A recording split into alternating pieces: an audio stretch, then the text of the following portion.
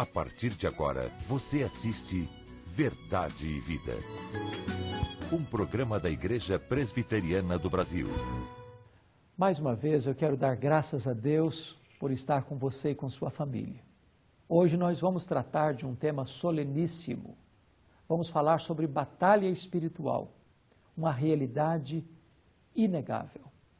Eu quero que você assista o programa de hoje, que você convide sua família para assistir com você o programa de hoje e, se der tempo, ligue para os seus amigos, porque Deus tem uma palavra muito importante e muito oportuna para o seu coração. Verdade e Vida, uma palavra de esperança para um mundo em crise. É com muita alegria que temos hoje a presença da presidente da Confederação Nacional da SAF, recém-eleita, a nossa irmã Ana Maria Porto. Seja bem-vinda ao Verdade e Vida, Ana. Muito obrigada, presbítero. A alegria é minha. Pronto. Ana, você agora é a mulher mais poderosa na Igreja Presbiteriana, coordenando as nossas SAFs de todo o Brasil.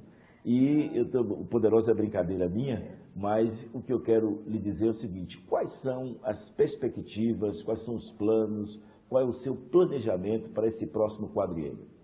Muito bem. Primeiramente, eu gostaria de agradecer a Deus por estar aqui, nesse programa maravilhoso, que todo mundo sonha de estar aqui no meu lugar, mas com certeza Deus nos concedeu. Agradecer ao Senhor o convite generoso que o Senhor está nos fazendo e dizer assim que nós somos a serva do Senhor, constituída para servir a nosso Senhor Jesus Cristo, né? E aos irmãos da nossa Igreja Presbiteriana do Brasil nesse quadriênio. O nosso planejamento, presbítero, está muito rico, né? Assim, da graça de Deus. Em primeiro lugar, nós, para nortear nosso caminho, né? Nossa caminhada na direção do Senhor, do serviço do Senhor Jesus Cristo na nossa igreja, nós temos um belo tema, né? Aos nossos olhos, é um tema maravilhoso. Eu passei para as suas mãos um folder. Não sou eu quem vive, mas Cristo vive em mim, né? Então, a partir desse tema, que é baseado em Gênesis 2, né? Versículo 20, nós temos um objetivo especial para o quadriênio, que é buscar na vida com Cristo o caminho da consagração, da comunhão e do serviço. Ser portadora da mente de Cristo, parecer cada dia mais com Jesus Cristo e ser sua discípula segundo o seu coração. Nós temos o que chamamos de 6 nortes, né, que são os subtemas, né? Vivendo em Cristo e sendo aperfeiçoada nele, que é eu e o Senhor a cada dia, né? Em oração, lendo a palavra do Senhor, né? Vivendo em Cristo, sendo os seus profetas, porque nós consideramos que os pastores, os oficiais da igreja, são pessoas que merecem todo o nosso apreço, nosso carinho, né? A nossa ajuda como auxiliadora. Então, um privilégio muito especial estar ao lado desses pastores, cuidando dele como irmãos em Cristo, irmãs em Cristo. Vivendo em Cristo, praticando a evangelização de forma integral, ou seja, vendo a pessoa em todos os ângulos, né? Com misericórdia, com vontade de evangelizar, com aquele afã, com o amor que Cristo tinha pelas almas perdidas. Isso na área de missões e evangelismo. Vivendo em Cristo e exercitando a misericórdia. Nós entendemos, e a palavra de Deus nos dá respaldo para isso, de que não há como mostrar o amor de Cristo sem ter misericórdia. Cristo foi extremamente misericordioso por aqui, quando ele passou e continua sendo a partir da nossa salvação. E vivendo em Cristo e cuidando da família, porque nós reconhecemos que a família é um presente de Deus. Nós temos que trabalhar para o Senhor sem esquecer de cuidar da nossa família como um dos maiores presentes de Deus. E o último subtema, vivendo em Cristo e cultivando a comunhão fraternal. Não há como ser discípulo de Cristo se nós não procuramos amar as pessoas, nos dar bem com nossos irmãos, tratar cada um como se fosse superior a nós mesmos, né? E a partir desses norte, né? Nosso hino do quadriênio é um hino também muito sugestivo, que é Mais de Cristo, né? O hino número 135, não é? Um hino maravilhoso. E nós temos assim um planejamento bastante rico. Nós temos planejado fazer 10, né, ao longo do nosso quadriênio, 10 grandes encontros de treinamento, né, para liderança, né? Um no norte, um no sul, 2 no nordeste, né, no nosso nordeste querido, também tão querido quanto as outras regiões, né? 4 na região querida sudeste, né, e 2 na querida também centro-oeste, né? Então, as mulheres presbiterianas serão convidadas, né? Teremos também abertura para os pastores, logicamente, só depende do espaço. Teremos também o terceiro encontro da mulher presbiteriana, continuando também o bom trabalho das nossas irmãs antecessoras, né, que vai ser na região sudeste, até por uma questão de espaço, né, possivelmente na região, né, de Guarapari, porque tem espaço para isso. É um encontro bem mais abrangente, onde todas poderão ir, as mulheres e também os líderes de outras sociedades internas também, dependendo também de espaço. E nós também teremos, se Deus quiser, não é, um encontro de pastores e esposas de pastores na região centro-oeste, especialmente na região de Brasília. Então, esse aí é um encontro que já estão nos pedindo para também contemplar os presbíteros, né? E também os seminaristas casados, os presbíteros, os oficiais e os seminaristas. O nosso congresso de encerramento de 4 anos será em Fortaleza, né? Se Deus assim permitir, na região nordeste, mais uma vez, né? Porque entendemos que o encontro de mulheres presbiterianas ficaria melhor num lugar mais amplo e, por isso, aceitamos a outra proposta que foi feita para o encontro ser em Fortaleza.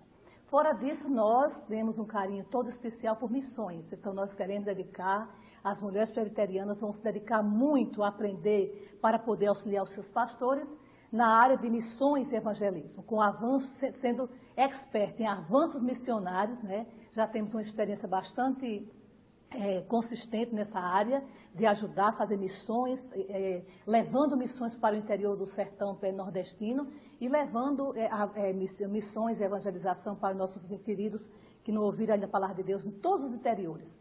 Cuidar das sinodais de uma forma geral, mas com um olho muito especial nas sinodais mais longos, né? Assim, mais distante de nós, assim, mais distante das capitais, né? Visitar as irmãs com muito carinho, tratar as irmãs com muito carinho, muito apreço, amar os irmãos como que se fosse amar Jesus Cristo. E muitas outras coisas, presbítero. Só se abrir o livro para fazer um detalhe maior.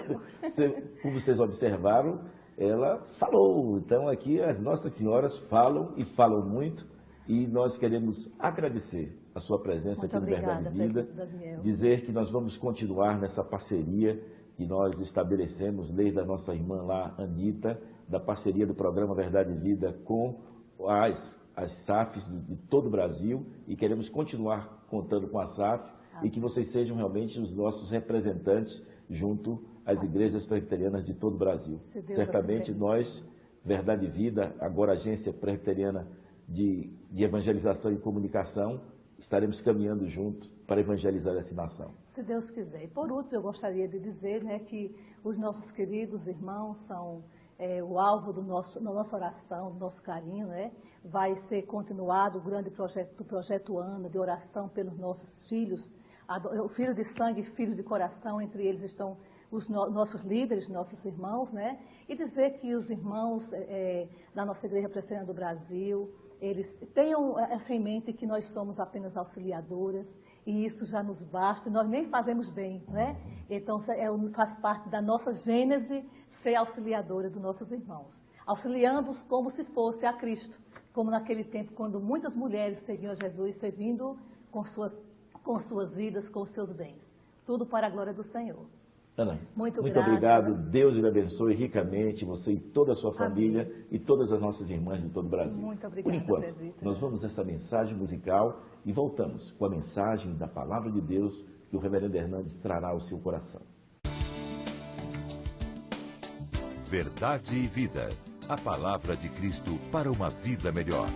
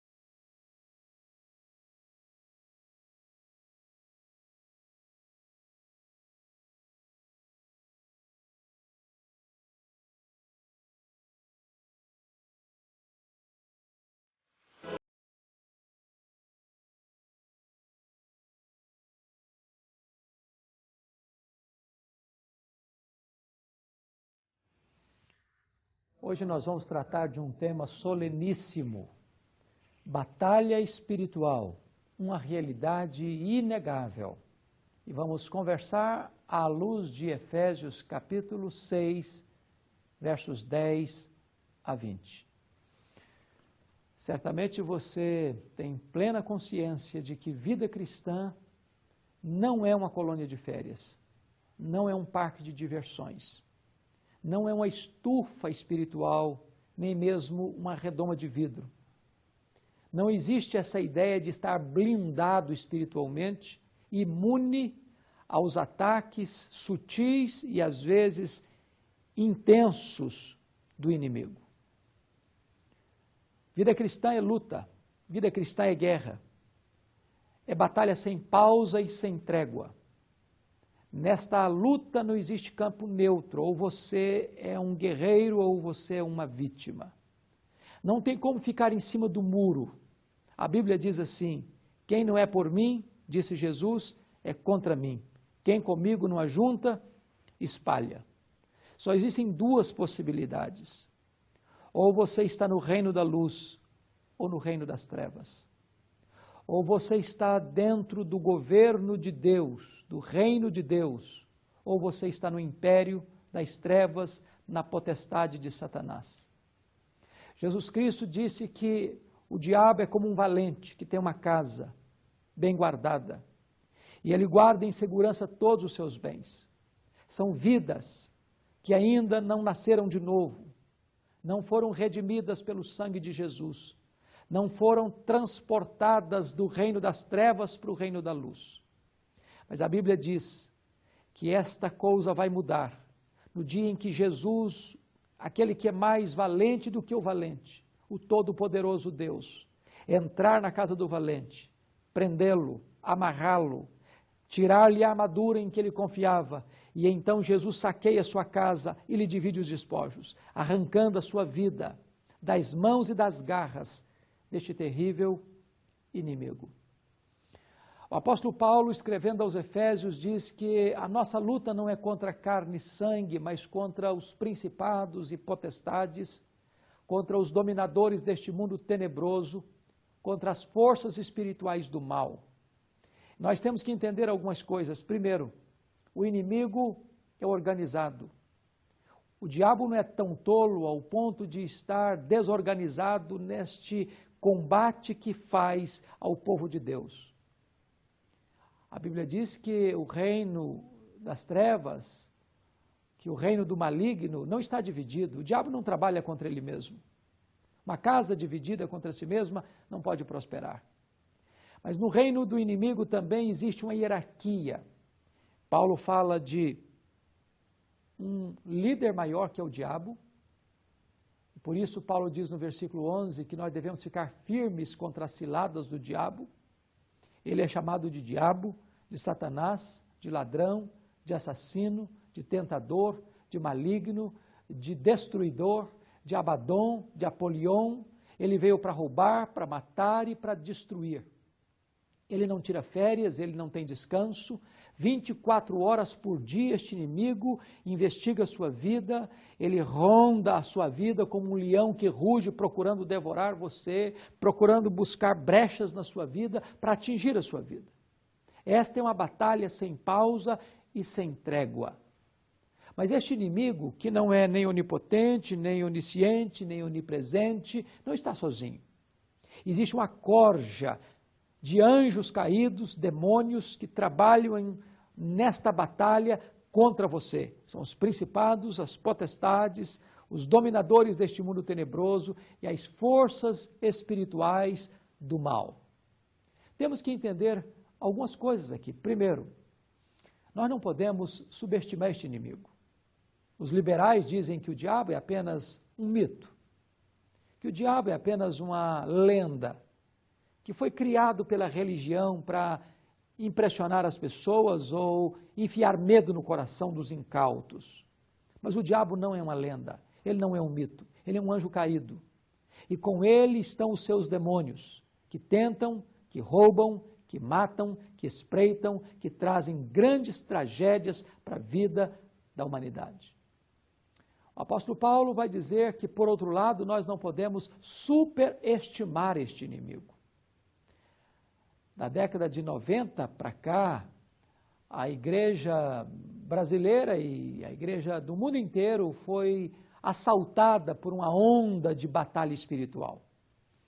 E muitos escritores falaram de demônios territoriais e muitas pessoas até deram nomes a esses demônios e outras pessoas assodadas chegaram a receber revelações desses demônios. Nós precisamos entender uma coisa, que esta atitude de atribuir tudo ao diabo não é uma prática bíblica.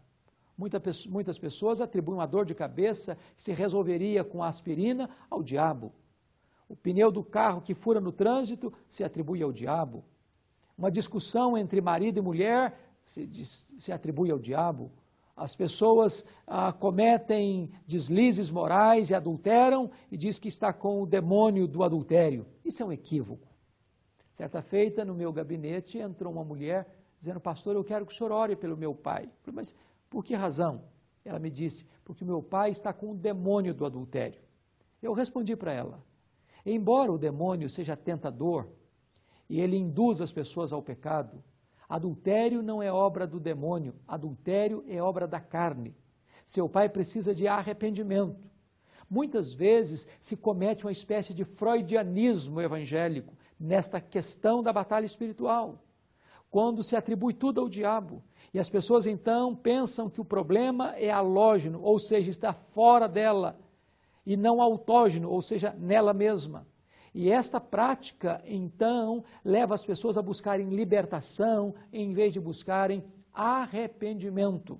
Nós precisamos entender que a nossa luta é contra o diabo, é contra o mundo e é contra a carne. Precisamos ainda entender que nesta batalha espiritual, nós precisamos estar apercebidos por causa da sutileza deste inimigo. Diz o apóstolo Paulo que este inimigo primeiro age por pressão. Você precisa tomar cuidado, revestir-se com a armadura de Deus, ficar firme contra as ciladas do diabo, para você resistir no dia mau. O que é o dia mau? É o dia do ataque implacável. Você está entendendo que nós estamos falando de uma batalha, de uma guerra espiritual. E se você já assistiu algum filme de guerra, já percebeu uma coisa.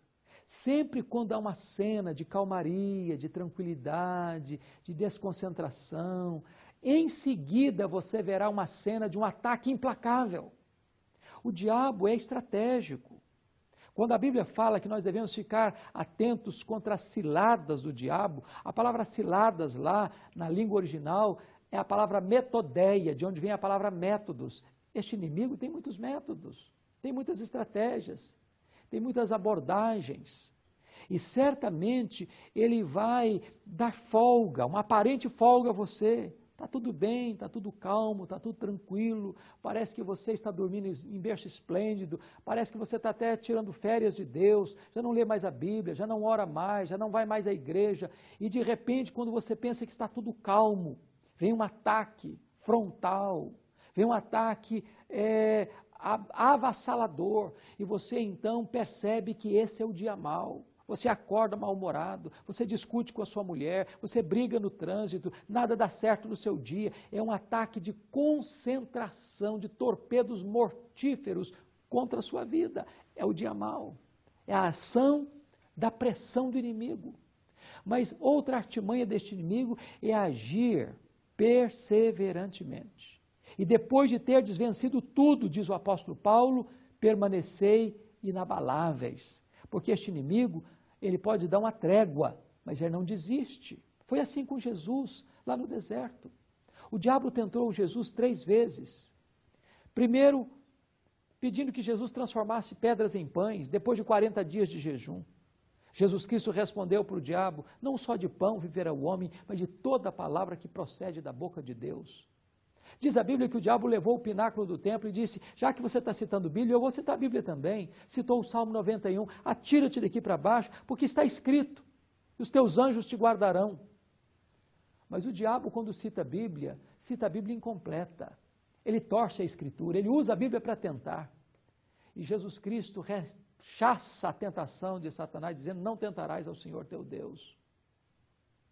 O diabo, então, mostra os reinos do mundo e disse, tudo isso te darei, se prostrado me adorares. Jesus Cristo disse, ao Senhor teu Deus adorarás. Desta maneira, diz a Bíblia, que o diabo deixou até momento oportuno. Está lá em Lucas 4, versículo 13. O que significa isso é o seguinte, o diabo voltou através dos fariseus, através dos escribas, através dos discípulos, através da multidão. Ele usa outros métodos, outras estratégias. Esta é a intensidade e a diversidade desta batalha espiritual. É muito importante entender que o diabo age de diversas maneiras nesta luta. Por exemplo, diz a Bíblia que ele cega o entendimento dos incrédulos. Diz a Bíblia que ele é aquele que arrebata a semente da palavra para que as pessoas não creiam. Diz a Bíblia que ele é quem vai lá e semeia o joio no meio do trigal de Deus, quando os filhos do reino estão dormindo. E os joios são os filhos do maligno, semeia os falsos mestres dentro da igreja. Diz a Bíblia que o diabo penetra na mente das pessoas, sugestionando as pessoas a ideias erradas. Diz a Bíblia que o diabo entra pela mentira, como entrou na vida de Ananias e Safira, que o diabo entra pela porta da mágoa, e quando você guarda a ira no coração, você abre um flanco para que o diabo penetre e faça um estrago na sua vida.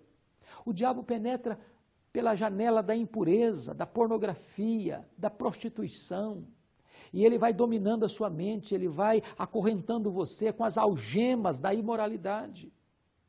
A palavra de Deus vai nos dizer que o diabo pode oprimir através de doenças, de enfermidades, de pensamentos impuros, ou pode também levar a você a ideia de que você não precisa de Deus, é o humanismo, é o secularismo, e você vai se contentando com o glamour deste mundo, com a fascinação das riquezas, e você vai pensando o seguinte, me basta a mim mesmo, não preciso de Deus. Esta é uma maneira sutil do satanismo entrar e dominar nessa batalha espiritual. Como é que você pode enfrentar essa luta? O apóstolo Paulo diz o seguinte, que você primeiro precisa tomar toda a armadura de Deus. Você precisa entender que Jesus já arrancou a armadura do diabo, mas você pode ter a armadura de Deus.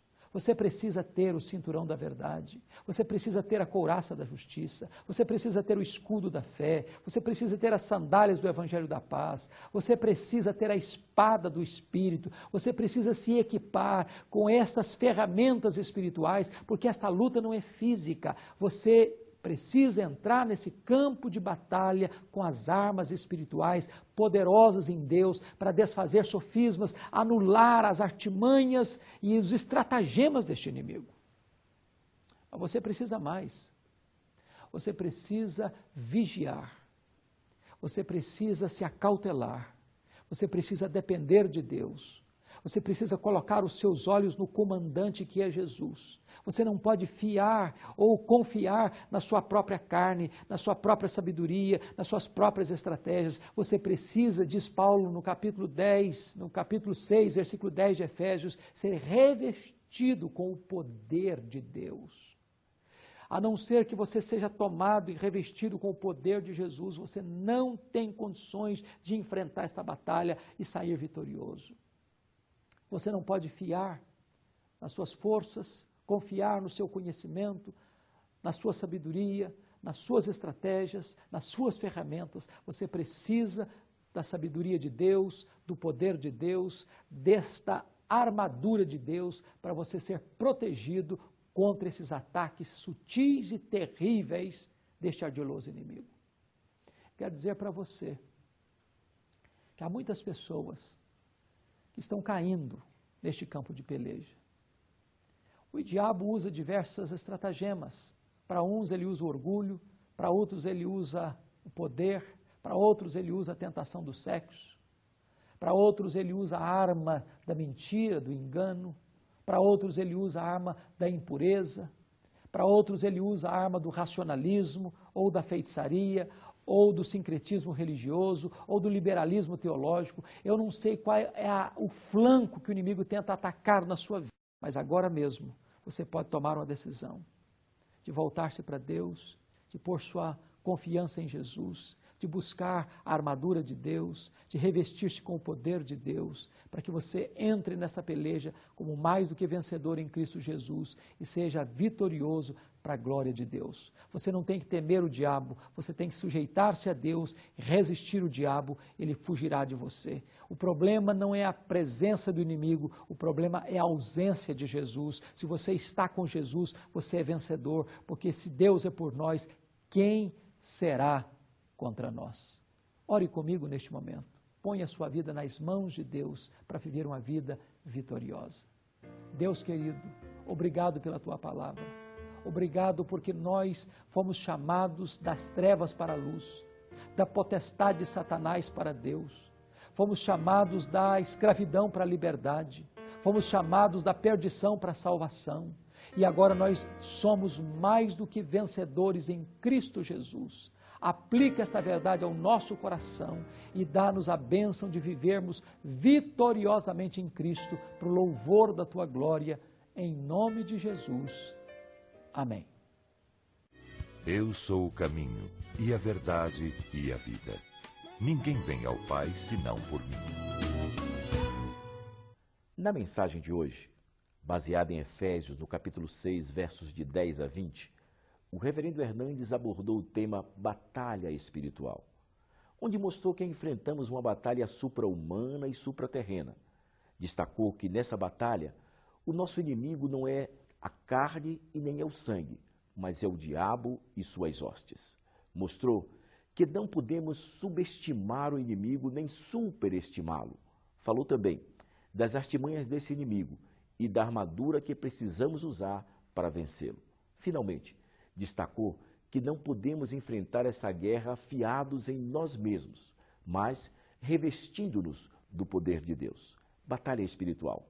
Esse foi o tema da mensagem de hoje, que a partir de agora você pode adquirir tanto em DVD como em CD. Ligue agora mesmo para 0800 119 105 ou acesse o nosso site www.verdadevida.com.br. Também pelo nosso site você pode tornar o programa Verdade e Vida autossustentável. Clique ali em Faça Sua Doação, faça o seu cadastro, imprima o seu boleto e pague em qualquer banco. Ou ainda faça um depósito em qualquer agência do Banco do Brasil para a conta 7.000, dígito 9, da agência 4442, dígito 3. Eu quero lhe convidar para estar na Igreja Presbiteriana do Brasil mais próxima da sua casa. Você e toda a sua família para participar da escola dominical, onde existem classes para todas as idades, e dos cultos matutinos que sempre começam por volta das 9 horas.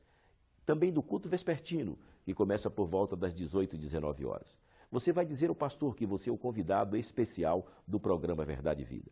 A partir do próximo sábado e até o final de outubro, o horário do nosso programa Verdade e Vida será exibido das 8 às 8h30, durante o período de exibição do horário político. Avise na sua igreja, avise a seus amigos. O sublime papel dos pais. Esse é o tema do nosso próximo programa, aqui neste mesmo horário, nesta mesma emissora. Até lá e que Deus muito o abençoe. Verdade e Vida. A palavra de Cristo para uma vida melhor. Aproveito esta oportunidade, como presidente da Confederação Nacional dos Homens, fazer este apelo à família presbiteriana, espalhada por esse país enorme. Nós temos um programa que é um tesouro para essa igreja, um programa que nós admiramos, respeitamos e divulgamos. Mas para que ele se mantenha no ar, é necessária a nossa contribuição, além das nossas orações. Família presbiteriana, povo presbiteriano, vamos colaborar com o programa Verdade e Vida, dar nossas orações e nossa contribuição, para que ele se mantenha no ar, aumente a sua programação e continue sendo uma bênção para a família brasileira.